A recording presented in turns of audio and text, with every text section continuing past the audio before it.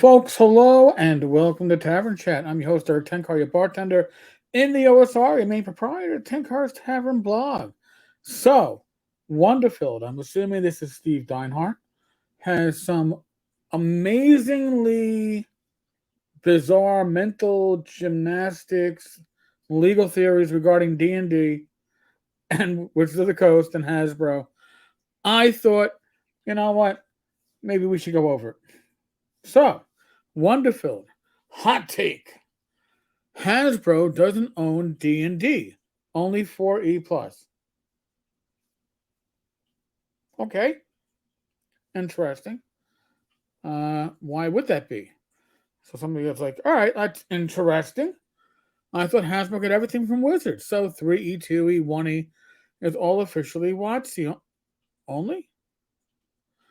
Wonderfilled, nope. Wizards of the Coast doesn't really exist. Hasn't since 1997. Time out. In 1990, I'm gonna give, I don't know, Wonderfilled the timeline. 97. Wizards of the Coast goes, hey, we got money. Hey, TSR, the original TSR, is broke as shit. They're going bankrupt. We can buy them cheap and we can save the oldest gaming company for RPGs, the creator of Dungeons and Dragons, and we can own it. So in 97, they bought TSR. TSR became part of Wizards of the Coast. Wow. Now what happened in 99? In 99, for I think 325 million, Hasbro bought out Wizards of the Coast. Got Magic, got Dungeons and Dragons, got all the copyrights and all the trademarks. Now, back to Wonderfilled logic. But the theory is the early books were never protected. Where's that theory coming from? They all say copyright, right? They all say copyright. Copyright TSR, which became part of Wizards of the Coast, which became part of Hasbro. We'll follow those logics. And one could print, say, 1E material, for instance, without violating any intellectual property laws. But asterisks, don't take this as legal advice. In other words, I know I'm spinning wheels. I know I'm not a lawyer. And I know I'm spewing potential bullshit. But the theory sounds good, especially if you fucking hate Wizards of the Coast. Post OGL, who doesn't? Who doesn't hate Hasbro with this whole fiasco over the OGL? Okay. So, somebody named Scott, the word Hasbro appears nowhere you on my books or other stuff. All right. Doesn't have to, right? Because Wizards of the Coast is a wholly owned subsidiary of Hasbro. This is kind of how corporations work. I worked retail. I worked for Stearns Department Store back in the late 80s to the mid 90s. And then Stearns was a part of Allied. And then Allied bought out Federated. Then we became the new Federated.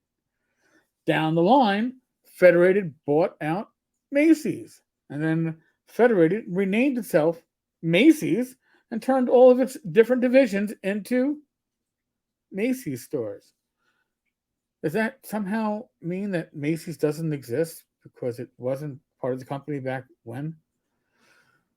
Or that Macy's doesn't have the rights to these properties? I don't. But in any case, let's follow the logic. The question is, with the dissolvement of the original owner, who would the original owner be? TSR, the original TSR. So again, this is 1997. Does that transfer to copyrights as well when the property is abandoned according to U.S. Patent and Trademark Office? Well, copyrights don't get abandoned. What is that? Copyrights do not get abandoned. So, Mr. I'm doing these mental and legal gymnastics to show that D&D is free for all. And by the way, why he says 4+, it should have been at least 3+. At least that would follow his logic. And subsequently granted to another entity. It would be challenging to make a claim otherwise, it seems. No, it's challenging to make this baseless claim. Copyright and trademark are two totally. I'm not a lawyer, all right? I don't play one on TV.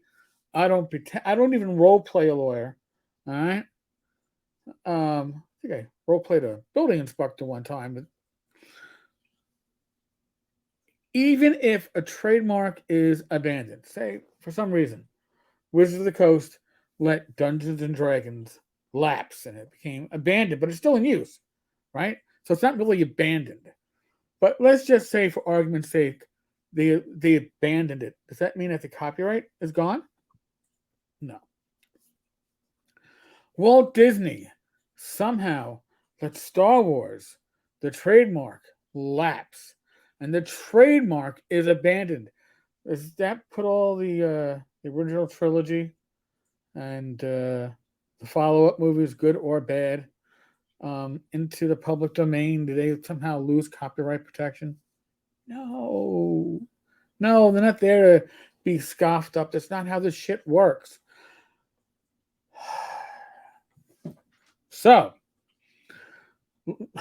short answer: don't take legal advice from Wonderfilled.